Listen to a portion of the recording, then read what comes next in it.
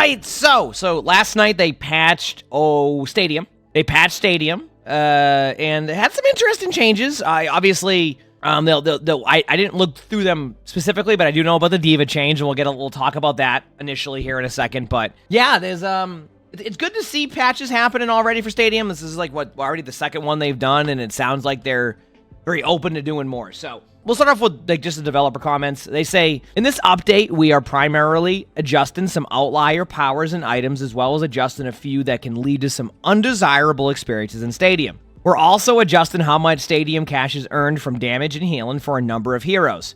In the near future, we'll be taking a close look at some of the powers and items that are underperforming to see how we can increase their viability.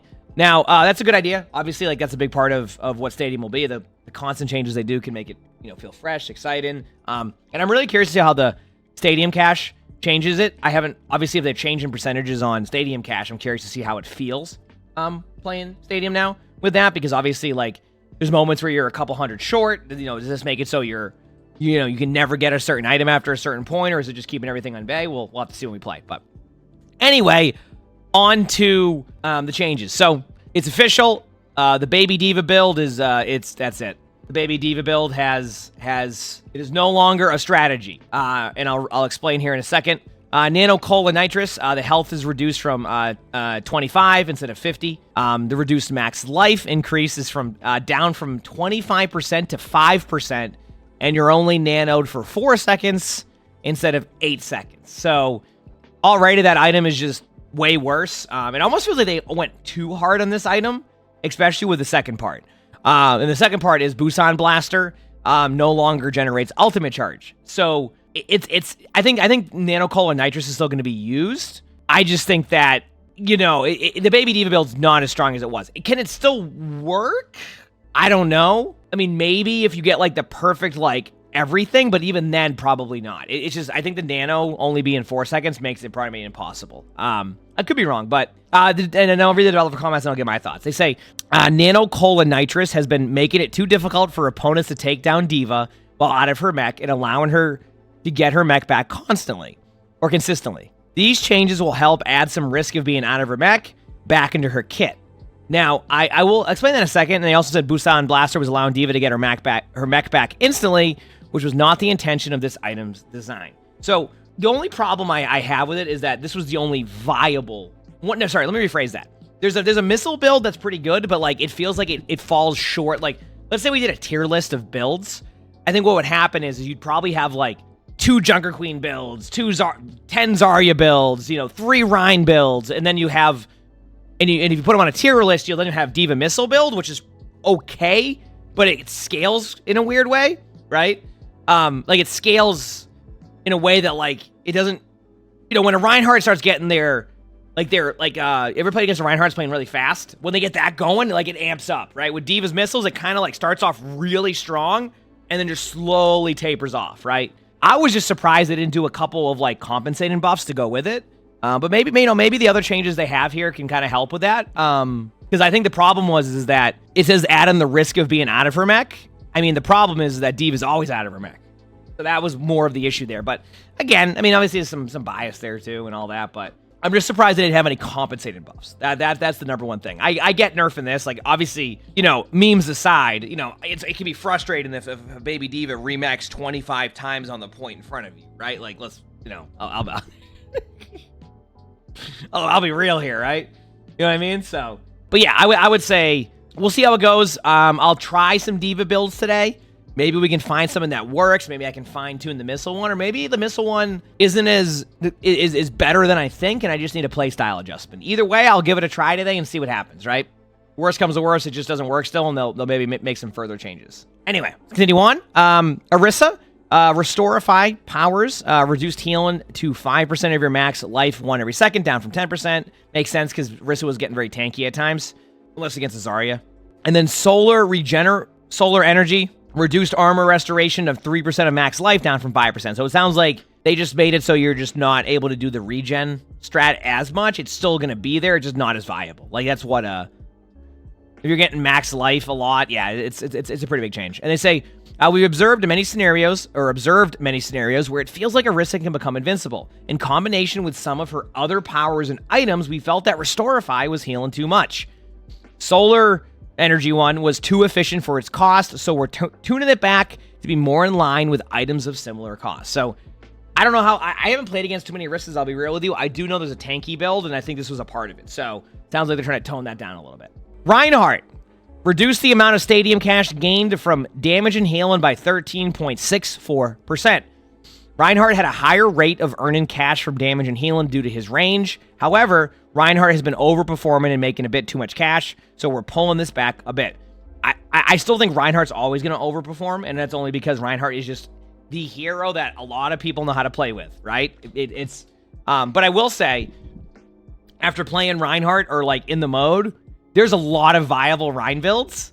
Like, there's the flying Rein, there's the health regen Rein, there's the massive shield Rein, there's the attack speed Rein. And this goes back to what I'm saying about how, like, I hope one day we can get to where, like, a lot of the heroes have that type of variety of builds where it's not just, like, this is the best build or, like, go this build. Yeah, I mean, you could see that with Rein, that Rein was earning a lot of stadium cash consistently. Like, you'd hit tab and Rein would be, like, would be 30,000 ahead of everybody else or something ridiculous because, you know, of some of the builds you had. So, we'll see how that goes with the stadium cash. And then Zarya, now... Oh, this is actually a lot less than I thought. Okay. Life lift power, particle barrier health scaling reduced to 50 of your bonus max life, down from 100%. And then here to spot you, increased healing to... Wait, increased healing to 20% of your max life over 3 seconds? I want to read this. Life lift is proven to be the most consistently effective power for Zarya. We're reducing the scaling on it to try and make it feel less like a must-pick in all styles of Zarya builds. We're also adding a little bit more healing in hopes of making Here to Spot You a bit more reliable of a power to choose from. Okay, give me one. Before I go down the rest of the patch notes, I'm just curious because I don't even remember, like, I want to see what that is. Where's the practice range? Life lift? This one? Oh no. I only say that because I think that isn't Zarya still going to be really good, though? Regardless? Like, I know that was the part of the bubble build, but I'm going to be real with you, chat. Whenever I saw Zarya go that bubble, I was kind of... Whenever I saw Zarya go that bubble, that was the build I wanted Zarya to go. So... I feel like Zarya is still just really good. Am I wrong? Like this build, I've seen this build, but like this... I didn't even feel like this was the... Okay. Yeah, so... Damn, it's going to be a battle today trying to find what's going to, like, a diva build, because it feels like all they did was nerf the only, like, I don't know, maybe there's something there. We'll figure it out. I'm not even going to worry about it. Yeah, I still think Zarya's going to be good. We'll see, though. Maybe I'm wrong. Maybe that's enough to turn the tides for diva. I mean, for Zarya, and then that's it. So, on to Mei now. So, Colder, reduce the knockback frequency rate by 60%. Increase how far enemies are knocked back, and increase the damage dealt per knockback to 20 up from 10. It sounds like they want you to just boop them back rather than get them stuck. Dev comments say, while rolling around in ice balls has been very fun, we felt that the power currently feels too consistent at disrupting players for a long duration ability. We're hoping with these changes that it will still feel powerful, but reduce its ability to carry an enemy around for its entire duration. Yeah. What they're saying is just they don't want you to... You could basically just take somebody with that Colder ability, and that's it. Then you just stack ability power, and there wasn't even a counterplay to it. You just fall over. So that basically sounds like they're just creating its own counterplay with the reduced knockback, or like the knockback on it. I guess we'll see. Reaper, reduce the amount of stadium cash gained from damage and healing by 10%. Sounds normal. I mean, that's just kind of making changes there. Soldier 76, reduce the amount of stadium cash gained from damage and healing by 12.5%. The rocket visor power duration is now 0.5 seconds instead of 0.75. That was a frustrating ability for some people, because like a lot of people were just helix rocketing walls and then killing you, especially when they scale a little bit higher as the rounds go. So it's still going to be okay, but yeah, definitely a nerf for sure. And then Biotic Bullseye, increased ammo restoration to 10 per critical hit, up from 5%. So, given a buff there. They say, Soldier 76 has been consistently making too much money from damage and healing. allowing him to consistently snowball his lead. We love that players have been enjoying using Rocket Visor. It's been great to see some players pick up Soldier 76 who may not have played him much in the past. That said, we've always intended for the build centered around Rocket Visor to be a strong, accessible build, but not necessarily the build with the highest practical performance ceiling. We've seen that it's overperforming and can feel frustrating to play against. We're hoping to reduce a bit of the power with this change, but we will continue to keep a tactical eye on this build as we move forward with more balanced updates. We felt the payoff for making Biotic Bullseye work was a bit too low to be worth it. So, yeah, I mean, I'm not surprised. I'm sure this build is still kind of okay, but with the reduction on the stadium cache and like it being 0.5, and maybe it's a little bit better to deal with. So we'll see how that feels. And then on to support here. Kiriko, all they did was reduce the amount of stadium cache gained from damage and healing by 16.67%. Basically, you're just going to get a little bit less stadium cache. Yeah, this is a stadium update, yeah. And then on to Juno. I'm not surprised to see a bunch of Juno changes here, especially with Juno being very, very strong. Like, if not the strong, one of the strongest heroes in the game. Okay, it says, increase the amount of stadium cache gained from damage and heal. Wow, they increased the amount of stadium cache. Wait, Juno wasn't getting much stadium cache? Holy crap, I didn't even realize that because you just got so much value. Then they increased it by 33.33%. That's a lot. Cosmic Coolant, cooldown per target hit reduced to 0.5 second, down from 1 second. That was the one where, like, it's self-explanatory, but should be pretty good, I think. Pulsar Destroyers, epic hero, or epic ability hero power. They removed 15% ability power and added 10% ability lifesteal. I'm not surprised to see that. And what I mean by that is, what they're doing here is they know that even if they nerf Cosmic Coolant, that the Juno build is still going to be really strong. So what they're doing is they're trying to remove ability power in certain items to make it harder to build to a really massive ability power percentage. That seems to be the play here. And then Solar Shielding, they had the ability power reduced to 15%, down from 25%. So yeah, I think they're just trying to make it so, like, you have to build in certain ways, and you won't be rewarded as much for getting certain abilities. Only thing I see here is with the stadium cache increase, you still might be able to get good ability power, but we'll see. And then last on the stadium stuff was Lucio.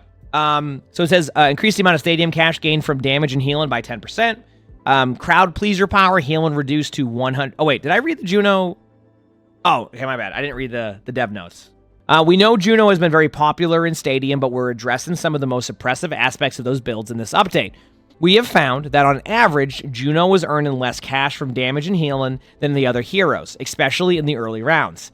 We're increasing this to help balance out with some of the Pulsar Torpedo build nerfs, as well as to help out the other Juno builds that are underperforming. Pulsar Torpedo enthusiasts have been everywhere you look in Stadium, and sometimes it feels like there's always a Pulsar Torpedo chasing you. We're reducing the cooldown of Cosmic Coolant per hit to reduce some of her ability pacing. We felt that Pulsar Destroyers had too much vertical power for damage-focused Pulsar Torpedo builds. We've replaced the ability power with ability lifesteal to retain that aggressive playstyle. And then Solar Shielding was providing too much ability power combined with its effect at its current cost. So there you go.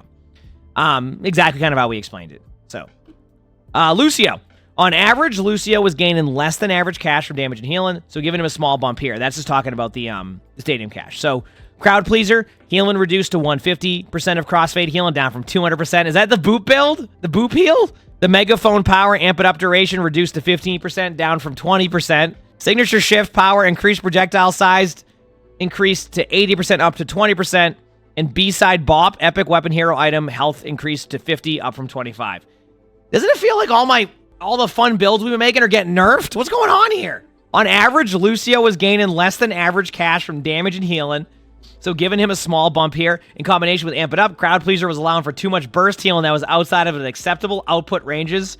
Amp It Up Healbot builds have been a little bit too consistent, so we're shaving a little off from Megaphone. Listen, I had to make a fun build, okay? I was trying. Weapon power Lucio builds have been overshadowed by ability power healing and sound wave builds. We're adding some consistency to Signature Shift to make it a more reliable and accessible option. B-side bop has a very low pick rate, so we're adding more health to make it a more attractive option and add more power to less popular Lucio builds. We'll see how it goes, but yeah. So there you go. There's your are your patch notes for the stadium changes that were out last night. We'll give it a try today, see how it play. Overall, I think the most interesting part of this whole patch note, like obviously, like, Diva's going to be very interesting, and I'll give a try on some Diva builds today. I'm very curious to see how the Stadium Cache buffs and nerfs feel. Because I already felt like it was good pacing on Stadium Cache at times, so I'm curious to see if it just makes it feel better. I think that's like the number one thing that I get out of it all is like, yeah, they're doing some changes, it's good to see, but I want to see how that affects things. So we'll see. But yeah, anyway, there's your Stadium patch notes. We have a director's take that was out yesterday, but we obviously want to go over it and talk about some of the stuff we have in here. And it says director's take, past, present, and future of Stadium with Aaron Keller. He says, hi, everyone. We've loved hearing your enthusiasm for Stadium, and most of all, we've loved watching you all play it. There's already been so much creativity with builds. Not that we were surprised by that. We knew you wouldn't disappoint. Before I get into the current changes and future developments, I'd like to give a little history of Stadium in hopes that it will give you some context as to where it's headed. Plus, I like the title past, present, and future. Well, I like that. This is the, I think this part is just for the, there's been some people that say they built Stadium in 2 months. So I think this is a way to kind of give a little bit of a history on Stadium. All right, so here's the past. Stadium emerged as an idea before Overwatch 2 launched. In fact, before it was presented to the team, one of my kids created the first pitch document with a sample level and presented it to me. Stadium has come a long way since then, but I always think of my son when playing. Isn't that awesome? That's really cool. Just like having like this like idea, being like, hey, I want to see how this goes, and it eventually kind of turns into what it is now. That's really cool. That's really, really cool. Like that became like a vision from just that. That's awesome. They say early versions looked a little different from the mode you're playing today. Stadium was initially focused on providing as much variety as possible. It was set up as an 8-team tournament. Each round, players picked from random upgrades to use in combat phases of team deathmatch or versus AI, losing health if they lost the round.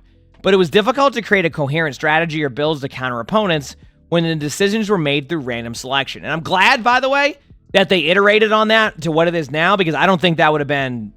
I think that would have been like a fun play it a few times type of thing, it sounds like, and then that was it, right? You know what I mean? So, like, I'm glad that, like I get the idea of that one, but it sounds like it wouldn't have been as, like, kind of quick as it was now. So it's cool that they kind of changed it from that. I mean, maybe I'm wrong. Maybe it was fun, but obviously if they had shifted it, it was something that was, yeah. The random upgrades one would have felt bad anyway. Like, were you, like, couldn't you just, like, lose to RNG? Like, that's the part that gets me there is, like, and I think Aaron kind of alluded to that. Like, you're just going to lose to RNG sometimes. Like, no matter what, you can, like, you're going to get these random items, but then the other team gets, like, just better. It's like Mystery Heroes almost, right? You ever go into Mystery Heroes and you just don't get a comp and you're like, well, that's Mystery Heroes. That would have been the same feel, so. And it says, this change into the format you see today reflects a shift in our thinking. We still want there to be variety from match to match in Stadium, but variety is no longer the highest priority. We want you to feel balanced and competitive while making epic builds through strategic choices based off on the performance and hero compositions of everyone in the match, which is a cool part, right? That's a cool aspect of it, so. Yeah, I enjoy it. Now we're on to the present. Speaking of keeping things balanced and competitive, the team is already planning tweaks based on the feedback and data we've received since launch. While we often see a big spike in playtime shortly after a sparkly new event launches, playtime in Stadium has been a bit stickier. In the first week, roughly 50% of all play hours in Overwatch 2 were devoted to Stadium. That's a lot. And the reason why I say it's a lot is, like, consider this. Like, I don't even know if they had a mode. I mean, I'm trying to think, like, because you have competitive, quick play, arcade, all that. So to have something be at 50% is really good, even after a week. Now, obviously, that will dip a bit, right? That's going to happen. But the numbers being that high, it pretty much says that Stadium's here to stay, right? Like this is something people clearly really enjoy, and there's also a part of the game where, like, players might just play Stadium, right? It's not bad for the other part of the game either. I think both are going to do very well. It's really, really cool. So obviously the play hours will go down a little bit, but if that settles in like a 40%, even like 35% range, I think they're going to be ecstatic. So we'll see. When it comes to builds and hero balance, we'll be collecting data over the next few weeks to see what changes need to be made for the mid-season balance patch, if not earlier. Maybe we'll get more Diva stuff then eventually. There are many gears turning behind the scenes when it comes to Stadium. The development team answered some of your burning questions in a Reddit AMA earlier this week, and we'll be sharing more insights and Stadium data in a special director's take next week. I do like data. I like it when we see it in Overwatch because we never see it. So it's always good when we get any type of information. Now on to the future. If you like playing Stadium, you'll be happy to know that we have a lot of big plans for it. There will be seasonal updates to Stadium, which will include the release of new heroes, maps, game modes, systems and features, as well as the usual care we put into other modes of Overwatch. What's coming to Stadium over the next 2 seasons? A lot. The team just put out an extensive roadmap for Stadium that shows our plans for the mode. So if you look right here, you can see that Season 16, you're going to get Freya at midseason, which we knew. Season 17, you're going to get Junkrat, Sigma, Zenyatta. You're going to get Esperanza, like the push version of that, which will be fun. I like Esperanza. Samoa's going to have a version of a map there. Unranked crossplay. Share and save your builds. New all-star rewards, custom games, and more example builds. So, like, Season 17 is already looking great for Stadium. I mean, you get your unranked version of crossplay, which means you can play with your friends in that one and do that. You get to actually share and save your builds, which I thought was important. I've been giving that feedback for a while now. Like, there's some really, really cool stuff here. So, custom games, obviously, that's going to allow us to do some fun content things. Like, looking forward to that. Season 18 is going to have Sojourn, Winston, and Brigitte. You're going to get new Route 66, and it says London maps. I imagine that's Kings Row version of it. New game mode, payload race. So there's your payload stuff, which is why Route 66 is there, and Kings Row. Stadium Trials feature. I don't know what that is. New all-star rewards and endorsements. And then Season 19 and beyond, you got new heroes every season, which we knew that was going to happen. A new China map, draft mode feature, which, by the way, if anybody's wondering what draft mode is exactly what people, I think, assume it is. It's where you pick a hero, the next team picks a hero, you pick a hero, the next team picks a hero. It sounds like they're going into that MOBA version that you've seen in other games with draft mode. So that sounds like they're doing that for Stadium. They're going all in with the mode. That going draft mode makes me feel like this mode's here to stay, and they're gonna put a lot into it. So and then consumables, item system upgrades, and more. So, obviously, like, looking at this roadmap, I mean, that's 3 seasons ahead of us that are already looking sick. I mean, that's a half a year of really cool Stadium stuff. So, hopefully it continues on. And it says, so they say, heroes, our newest addition to the Overwatch roster, will also be the first new hero added.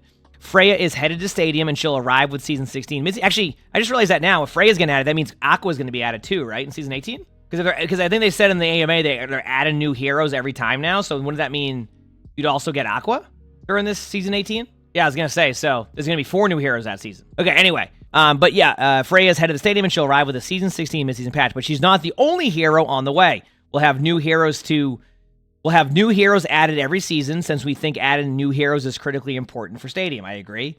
Each time we've released a new addition internally, they've totally shifted the meta and the way we thought about putting together a build, which is great. I'm excited for that. Game modes, we're planning on releasing a new game mode within Stadium named Payload Race, and 2 brand new maps will launch with it. On top of that, we'll be integrating a new mechanic that we've been calling quests internally. At the start of each match, players will select from a random set of quests that will dole out rewards once objectives are completed.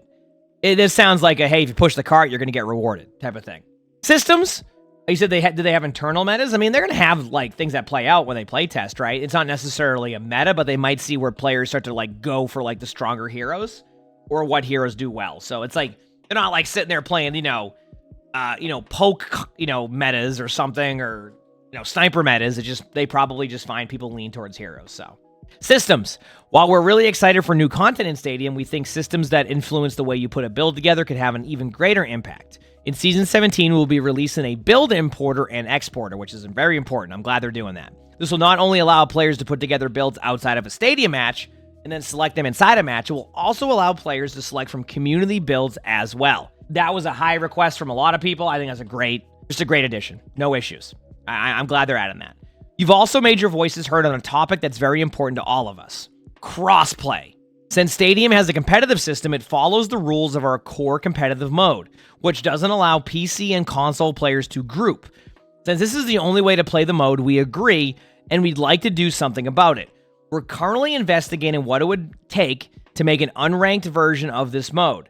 This would allow groups of friends to play together, and would give us the ability to make other changes as well, possibly introducing a best of 5 format to the mode. Okay, that's cool. I mean, finding a version, an unranked version, is definitely important. So I'm glad that they're going to be doing that, right? I think that's a big part of it. I'm glad that they are like, hey, we recognize that even though we want to have players play our main version of this, that some people just want to play on ranked. Some players have friends who can only, one of them has a PC, one of them has, a PlayStation, and the only way they can play is through crossplay. So this allows more players to be able to try Stadium out, and for people who don't have as much time to be able to play the longer version of Stadium, now you might have a better option. Or you can feel like, it's a better option. So yeah, I like that. And then Aaron says, before signing off, I'd like to reiterate the team's commitment to the other core modes of Overwatch. I don't doubt that at all. We're still pouring as much time, energy, and passion into these as we always have. Stadium isn't competing for those resources. It's given us more opportunities to deliver Overwatch in a new, exciting way. And keep in mind, when he says that it isn't competing for resources, what he's saying is that they have basically 2 teams on this. It's kind of been known that Stadium has its own separate team. So it's not taken away from what you're getting in the main game. It's just a whole different team that's working on Stadium and has been working on Stadium throughout the past couple of years. So he just wants to reiterate that if you're not a fan of Stadium or you don't play Stadium or you like both, they're not just gonna ditch the other aspect of the game. That game is gonna get just as much stuff and love that Stadium's getting. It's just obviously Stadium's very new, so you're seeing that very front and center right now. And they say we can't wait for you to see what's coming there, especially Season 18. It's going to be a banger. Have fun with Stadium, and as always, let's make a great game. So, overall, good blog post. Got a roadmap. Seems like the team's very committed to Stadium as well as the current version of the game. I'm as an Overwatch, I've been playing Overwatch for a long time. I enjoy playing it. I love the game. And as a streamer, I'm excited to see where it goes because it sounds like this is just the beginning of what they're doing. So, there's the video. Like the video. Hope you enjoyed. Watch one of the other videos we have here. It's a little box in the body. You'll see. Hope you all have an amazing day/night.